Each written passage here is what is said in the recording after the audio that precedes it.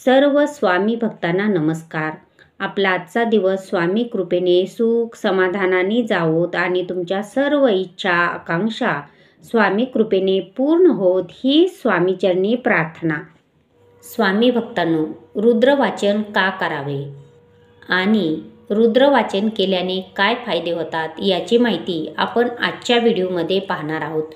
त्यासाठी व्हिडिओ शेवटपर्यंत पहा, कुठेही स्किप करू नका आणि चॅनलवरती नवीन असल्यास चॅनलला सबस्क्राईब मात्र जरूर करा. रुद्रवाचन केल्याने मनातील भीती नाहीशी होते, चिंता जाऊन निर्भयता येते, सततचे आजारपण दूर होतात, आर्थिक अडचणी दूर होऊन धनसंपत्तीत वृद्धी होते. या पूजेच्या प्रभावाने उत्तम, निरोगी आणि विद्वान संतती लाभते.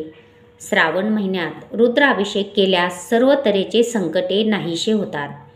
भगवान शंकर हे कुबेराचे स्वामी तथा मालक असून ज्या घरात नित्य भगवान शंकराची सेवा होते तिथे आर्थिक स्थैर्य लाभते आणि कर्जबाजारीपणा कमी होतो. रुद्रवाचन करत असताना भगवान शंकराच्या पिंडीवर केल्या गेलेल्या अभिषेकाचे तीर्थ म्हणजे अमृता समान आहे. सर्व प्रकारच्या आदिव्याधी, रोग व दोष या तीर्थाने नाहीसे होतात. असाध्य आजार बरे होतात. म्हणून कुटुंबातील सगळ्यांनी हे तीर्थ अवश्य घ्यावे.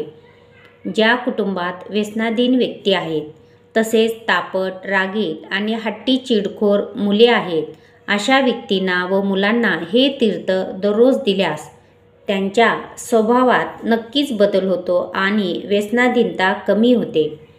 भगवान शंकर ही या सृष्टीची पितृदेवता असून दररोज नित्य रुद्रपठण केल्याने पितृदोषाची तीव्रता कमी होते. या सेवेने आपल्या घरात सुख, समृद्धी, भरभराट निर्माण होते. यासाठी दररोज रुद्रवाचन आपल्या घरी अवश्य करावे. स्वामी भक्तांनो, स्वामींची साथ हवी असेल तर कमेंट बॉक्समध्ये फक्त श्री स्वामी समर्थ लिहा. व्हिडिओ आवडल्यास लाईक करायला विसरू नका आणि चॅनलवरती नवीन असल्यास चॅनलला सबस्क्राईब मात्र जरूर करा. श्री स्वामी समर्थ.